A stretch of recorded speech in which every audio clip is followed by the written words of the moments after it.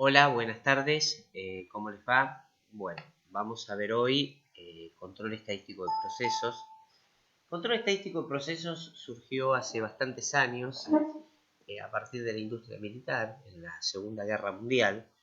Los americanos entendieron que los procesos se podían controlar aceptando una cierta capacidad del proceso a través de que si el proceso tenía una fuente estable de datos, de datos de entrada, los datos de salida deberían ser similares. Entonces idearon este mecanismo de control estadístico. El control estadístico, ¿cuándo se usa y cuándo no se usa? Se usa cuando tengo una gran cantidad de piezas que son difíciles de controlar y donde el proceso tiene un grado de estabilidad muy alto. Si el proceso no tiene grado de estabilidad muy alto, no me conviene utilizar control estadístico de proceso. Y tengo que admitir en el control estadístico de procesos que alguna pieza defectuosa yo puedo llegar a tener. Estadística. ¿Qué es la estadística? Bueno, decimos que es la recogida, el análisis o interpretación de datos, de modo general, como la ciencia de toma de decisiones en la incertidumbre. ¿Qué es eso? Es decir, yo puedo saber o estimar una incertidumbre, es decir, podría decir, ¿qué cantidad de personas mayores a 1,80 m pasan por la puerta de mi casa? Hago una toma de estadística, tomo 100 muestras, una población de 100 personas, tomo 100 muestras y controlo 100 personas y mido cuántas pasan. Y después al final concluyo que de 100 personas, cada 100 personas, 2 son mayores de 1,80 m. Entonces, bueno, yo podría estimar, saber la incertidumbre de mi proceso, que 2% de la población tiene más de 1,80 m. Con esa incertidumbre, ¿no? Incertidumbre como que no conozco bien, pero lo puedo estimar, ¿no? Un valor que puedo estimar. ¿Es cierto? No, pero puede estar estimado. Pensamiento estadístico, todo varía. La variación está siempre presente, sabemos que gracias a la entropía estas cosas suceden y después sabemos que las cosas individuales generalmente son impredecibles. Ahora sí, el grupo de cosas que proviene de un sistema, esto es sumamente importante destacar, un sistema de causas constante tienden siempre a ser predecibles, entonces eso hay que entenderlo. Bueno, la muestra es un número mayor. La muestra es un número limitado de mediciones tomadas de una fuente mayor. Acá nosotros aplicamos, si uno quiere hacer técnicas de muestreo, debería aplicar la norma IRAM 15. La norma IRAM 15 es una norma muy desarrollada, muy aplicada, muy conocida, que tiene que ver con el muestreo. Entonces, muestreo simple, muestreo estricto, muestreo más leve. Entonces, yo ahí la norma define, ¿no? Como muestreo simple, muestreo doble, ¿sí?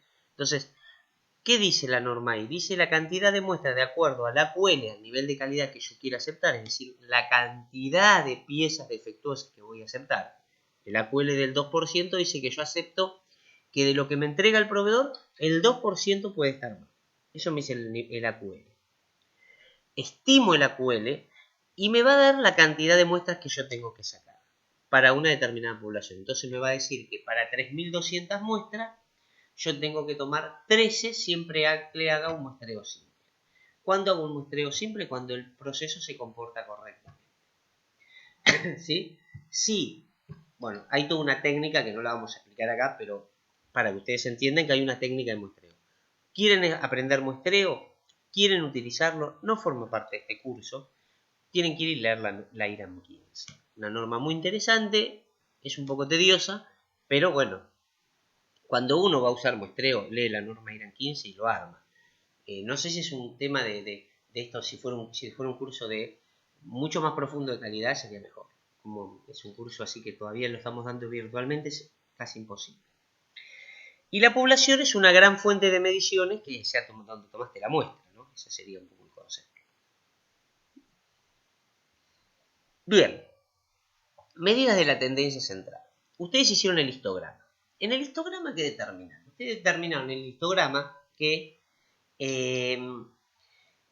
hay una tendencia, es una distribución de frecuencia, es decir, qué valor se repite más veces y siempre tiene una tendencia central, es decir, me gustaría a mí que tuviera una tendencia central, es decir, yo tengo un agujero o un tornillo que mide 10 milímetros y acepto más o menos el 10%, este va a medir entre 9 y 11, está aprobado.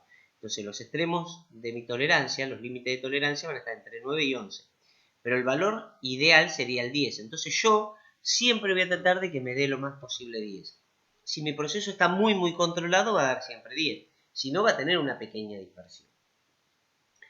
Entonces, lo que dice ahí que las medidas de tendencia central, como la media, que es el promedio en realidad, la mediana, que la habrán estudiado en estadística, pero ¿qué es la mediana? Ustedes tomaron 100 datos, la mediana es el valor en el cual para la izquierda hay 50 datos y para la derecha hay 50 datos. ¿Sí? No importa la distribución que tenga. Y por último, la moda, que es esto que está acá, que es el valor que se presenta con mayor frecuencia, ¿no? Entonces yo siempre trato de que en un proceso controlado la media, la mediana y la moda deberían estar coincidiendo. Después tengo que ver las medidas de dispersión, es decir, cuánto de esa curva de Gauss tengo. O sea, puede ser que la curva sea así, grandísima, poca dispersión, o la curva sea así y tiene muchísima dispersión. ¿Qué es el recorrido? Es el rango. Cuando tengo pocos valores, menos de 10 valores, yo puedo usar el rango, que es el valor máximo menos el valor mínimo. Eso lo vimos en el histograma. Y si no, calculo la desviación tipo, como ustedes la estudiaron en estadística, ¿sí? Como que es la raíz cuadrada de la sumatoria del valor observado menos la media, esto al cuadrado, y dividido el número de mediciones, ¿no?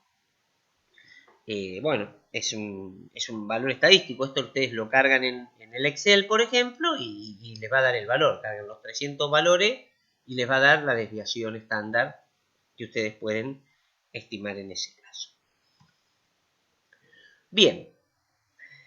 Otra medida de la dispersión es la estimación de la desviación tipo, ¿no? Donde yo ahí cambio, en vez de tener n porque me tiene la población, n-1, que es la cantidad tomada de muestra. Yo hago la estimación de la dispersión a partir de un número de muestras. Entonces yo puedo decir cuándo es población y cuándo es muestra. Es una de las grandes discusiones. Bueno, algo es estadístico a partir, para mí, de 30 datos. Si vos tenés más de 30 datos, podemos discutirlo esto con algún estadístico, pero más de 30 datos para mí tiene un valor estadístico.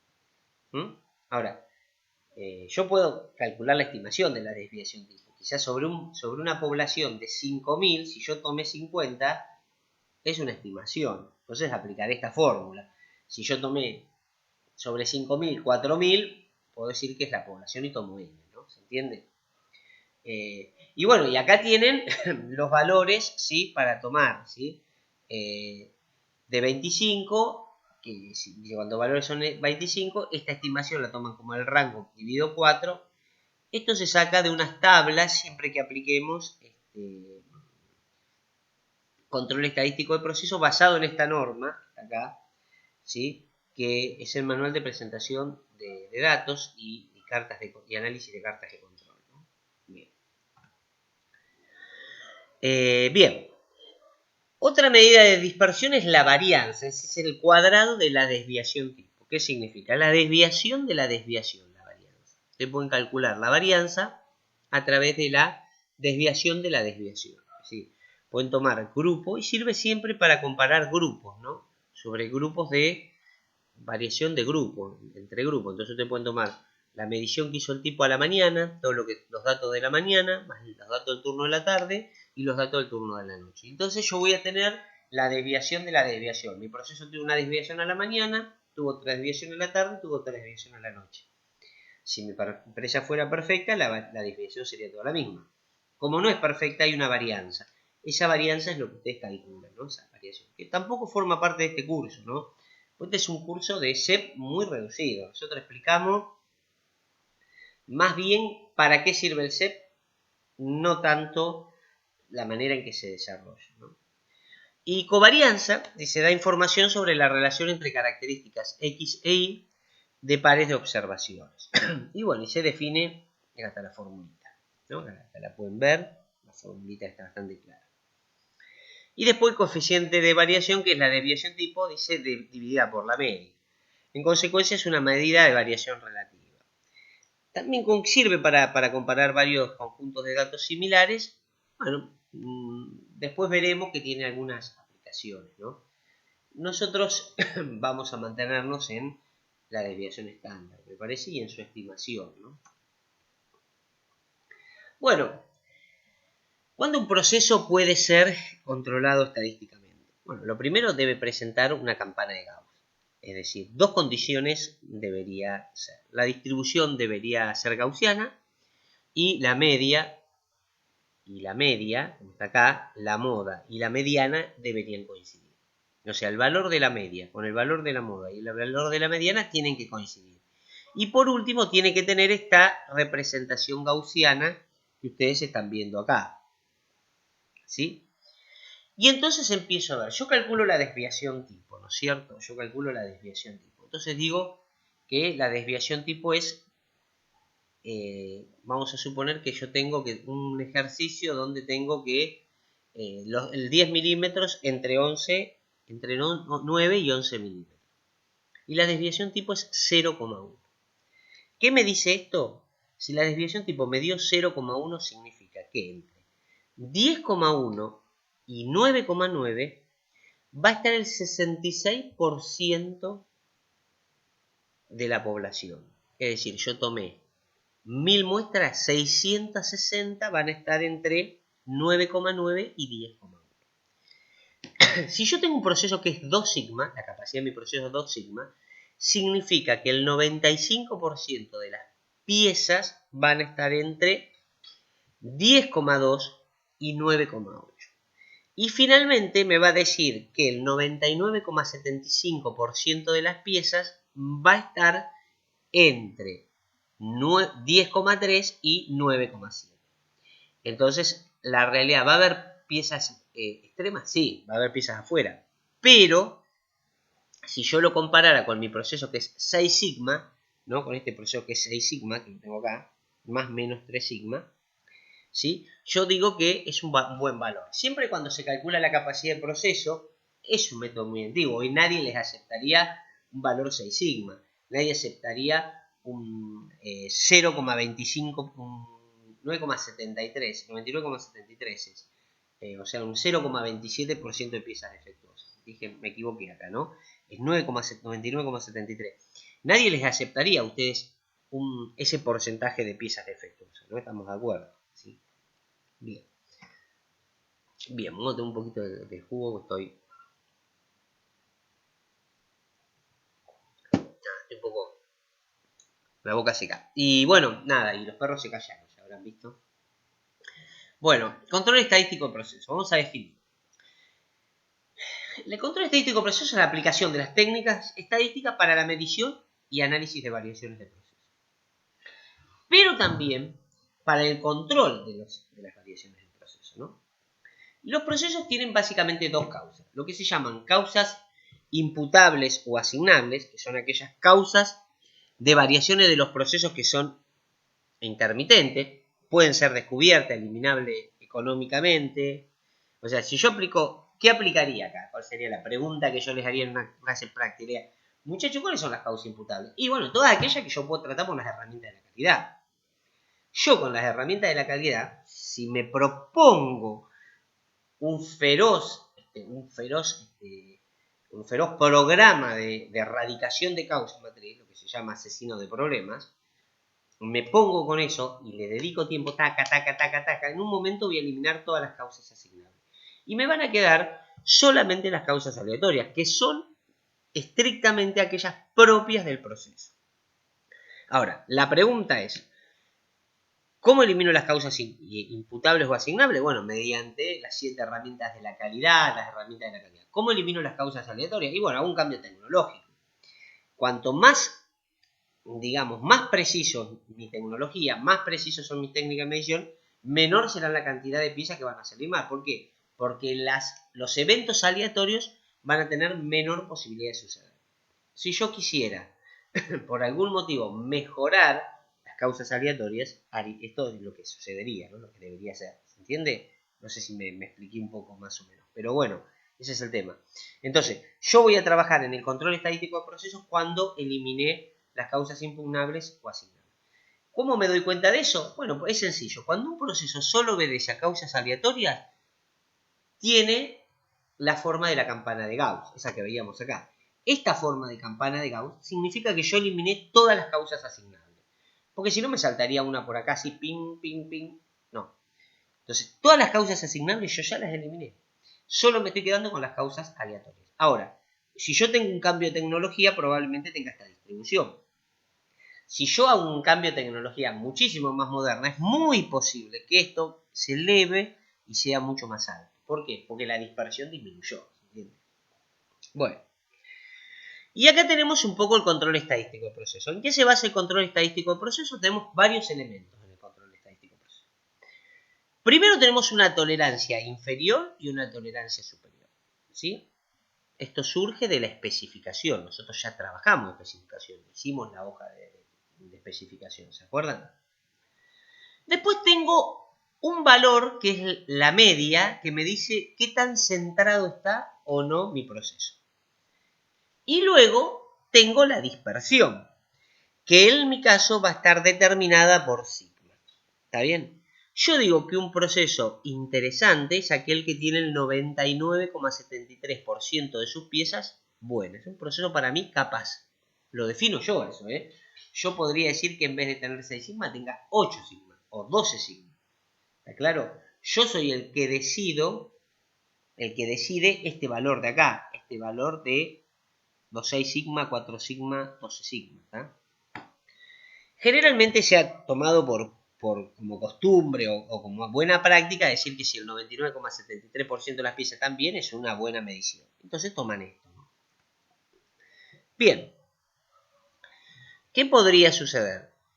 Podría suceder este proceso que es capaz. Si acá entre esto y esto hay 6 sigma, y la tolerancia inferior y la tolerancia superior, yo digo que este es un proceso de capacidad 6 sigma. Significa que el 0,27% de las piezas están afuera de eso. Este proceso es capaz. Lo único que se descentró, la media se corrió. ¿Qué podría haber pasado ahí? Bueno, arranco un herramental nuevo. ¿Sí? Entonces yo para que tenga durabilidad este herramental, lo hago con el valor nominal más cerquita del valor mínimo. ¿Por qué? Porque a medida que esto se vaya gastando, supongamos que es una matriz, yo tengo un espesor, entonces a medida que esto se vaya gastando, este valor se va a ir corriendo para acá. ¿Por qué? Porque el agujero se va a ir haciendo cada vez más grande y y la altura del perfil se va a hacer cada vez más grande. ¿Se entiende? O en este caso, que sería al revés, ¿no es cierto? ¿Sí? La tolerancia superior se va desgastando, se va desgastando, ¿no? También, o sea, proceso del uso del herramental producen esta variación, ¿no? Un herramental generalmente padece esta desviación, ¿no? Un herramental que se desgaste, ¿no? Bueno, ¿cómo definimos la capacidad de proceso? La capacidad de proceso es muy fácil de definir. Es el intervalo de tolerancia sobre la desviación estándar que yo especifique. Si ese valor es mayor a 1, significa que hay más cantidad de piezas de las que yo preveía. Entonces yo digo, mi proceso es D0, pero D0 es 6 sigma. Significa que el 99,73% de las piezas van a estar adentro de la tolerancia. Si la diferencia entre el intervalo de tolerancia, es decir, entre 11 menos 9, que sería 0,2, es mayor que, qué sé yo, que 0,06, ¿sí? Dividido con 0,06, eso es mayor que 1, significaría que entonces yo tengo un intervalo de tolerancia que mi proceso es capaz. ¿Por qué? Porque en vez de haber 99,73% de las piezas buenas, va a haber más. ¿Se entiende? En este caso va a haber menos, ¿no? Si yo me fijo acá, miren. En este caso va a haber menos. ¿Por qué? Porque el intervalo de tolerancia dividido el valor de la desviación 6 veces es menor a 1. Y acá es igual, es. ¿Entiendo? ¿Qué es lo que me dice esto? Es el porcentaje de piezas defectuosas. Vamos a hablar un poquito del CPK. ¿Qué es el CPK? El CPK es un proceso, es la capacidad real del proceso. ¿Sí? La capacidad real del proceso. Sí, la capacidad que el proceso arroja realmente cuando lo mira. Entonces, generalmente está asociado al movimiento de la media, ¿no es cierto? Fíjense, yo voy a tener un CPK superior que lo voy a definir como la tolerancia superior menos la media dividido 3 sigma. Un segundito. Que voy a buscar a mi perro.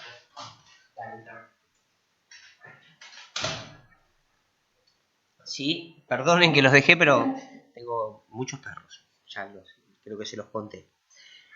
Bueno, veamos acá. La capacidad de proceso la definimos como el intervalo de tolerancia dividido de 6. De 0 que es 6 sigma para nosotros. Podríamos poner lo que nosotros querramos, ¿no? El CPK superior, ¿sí? Que es la tolerancia superior menos la media dividido 3 sigma, es decir, la mitad, ¿sí? ¿Sí? Sería tolerancia superior menos media dividido la desviación.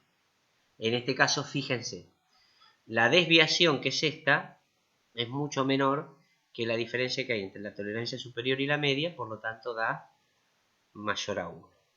Y acá tengo que el CPK inferior va a ser la media menos la tolerancia inferior dividido la desviación. Fíjense que tenemos que la media menos la tolerancia inferior dividido 3 sigma es el CPK inferior. El CPK mínimo, el CPK del proceso, la capacidad real del proceso, es el valor mínimo entre CPK inferior y CPK superior. Entonces, vamos a hacer un análisis rápido de todo esto. El CPK de un proceso, si un proceso tiene un CPK inferior de 10 y un CPK superior de 4, entonces, ¿cuál va a ser el valor del CPK del proceso? 4, porque es el valor menor entre los dos. Si un CPK inferior tiene 1,8 y un CPK superior tiene 1,4, el CPK superior va a ser el CPK del proceso porque es 1,4, es el más chico, ¿no?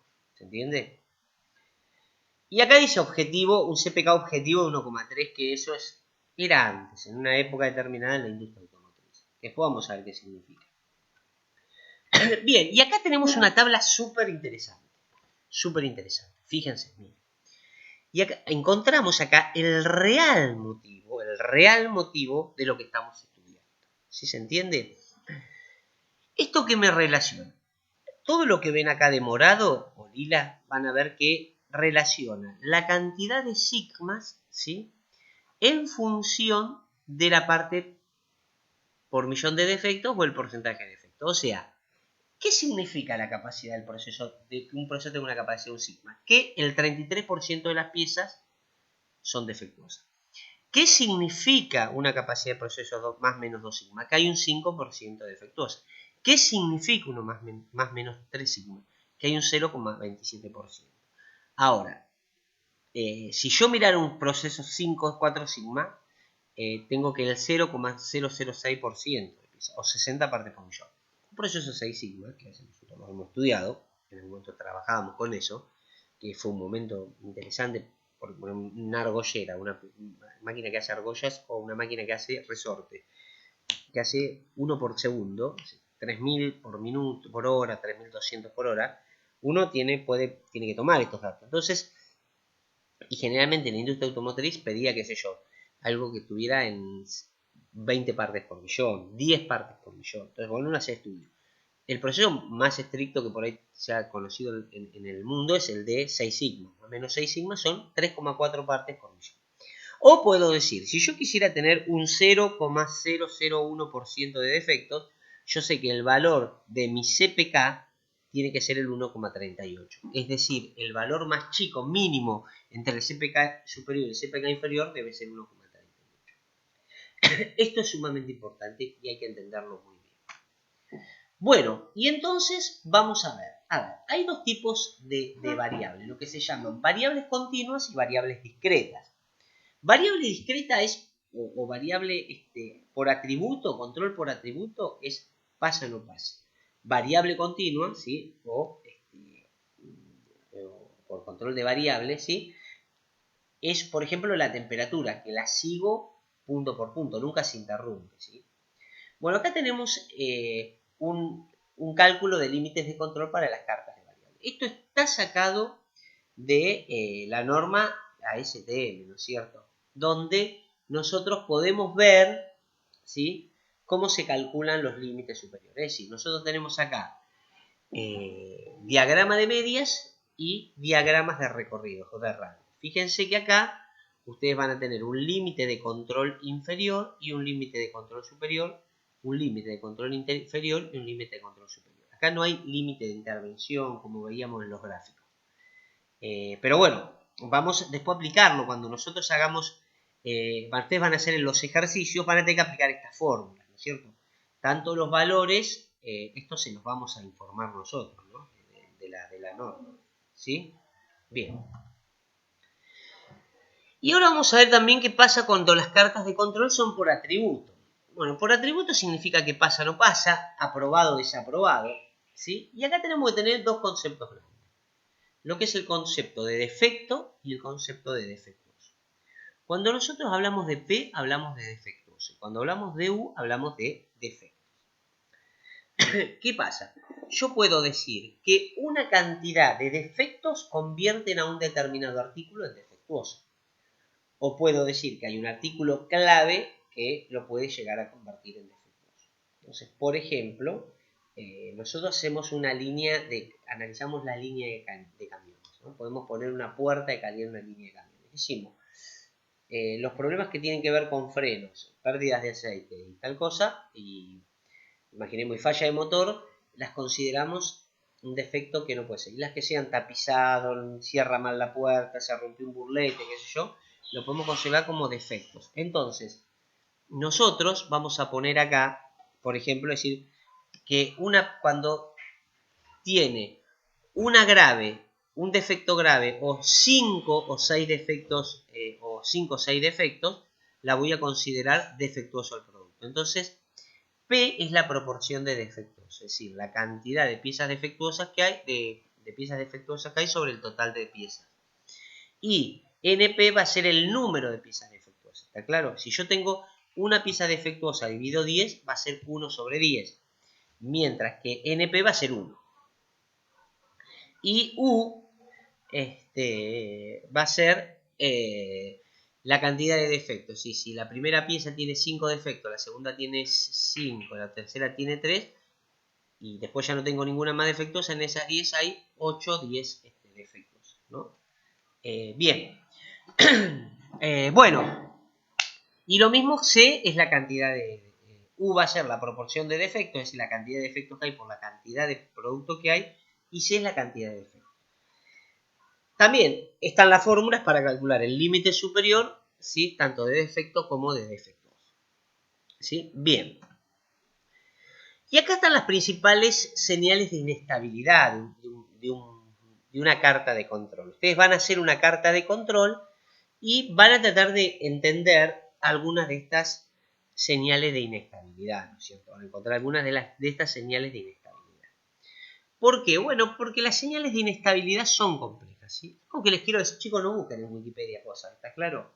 Más vale nos preguntan a nosotros, porque noto la tendencia a buscar en Wikipedia muchas veces cosas, y la verdad que Wikipedia, o sea, ustedes saben poco, y Wikipedia pone cualquier cosa, en total, en definitiva, termina siendo un fiasco para mí y para ustedes, ¿está?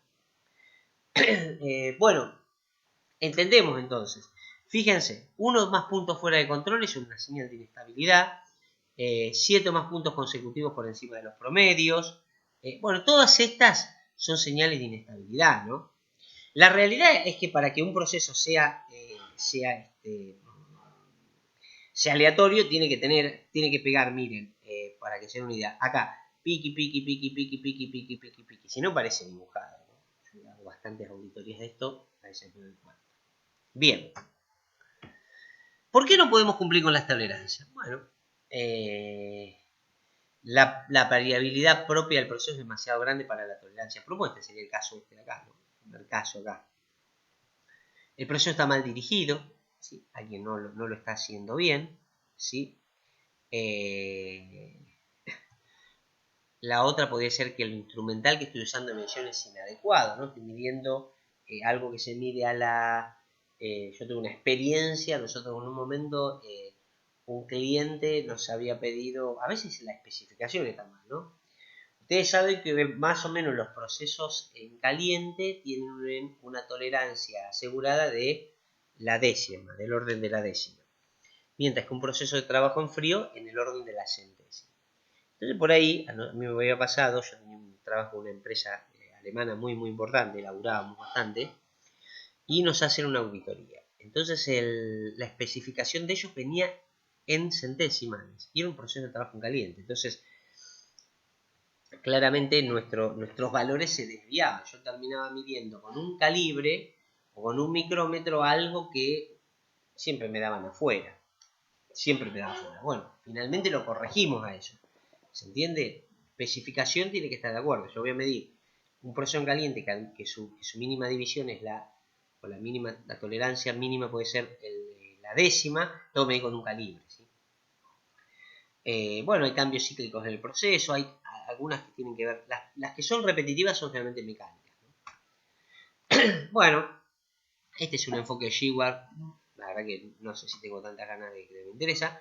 Y esto sí, es un concepto, ¿no? Generalmente yo tengo un dato de entrada, produzco, acá hay todos desvíos, ¿no? Pin, pin, pin, cada uno de estos tiene una desviación, se produce la producción, mido acá como anduvo todo, ¿sí? Y hago el seguimiento de la producción o de la intervención, ¿no? Y generalmente lo que voy haciendo es tomar muestras de acá y intervenir. Siempre voy, digamos, como mirando el proceso, ¿no? Seguimiento de la producción sin intervención si puedo. Acá tengo que intervenir porque fíjense que se me fue, ¿no? El proceso. Bien. Bueno, y acá los dominios, las etapas en el dominio de los procesos, ¿no? El proceso dominado, la mejora constante por medio del análisis causa aleatoria, proceso previsible, las causas, ya dominé las causas asignables, fíjense que acá yo, ¿dónde estoy? Dominé las causas asignables, y acá ya arranqué un proceso que estaba totalmente desviado. O sea, el proceso arranca desviado, se va comando y termino con un proceso dominado muy bonito.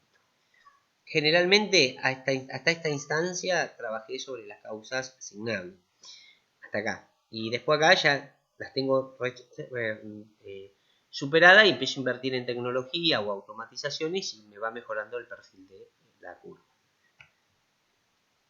Bien. Bueno, hasta acá llegamos. En el trabajo práctico a ustedes les va a tocar hacer un poquito de todo, ¿no? Y también voy a hablarles un poquito del parcial.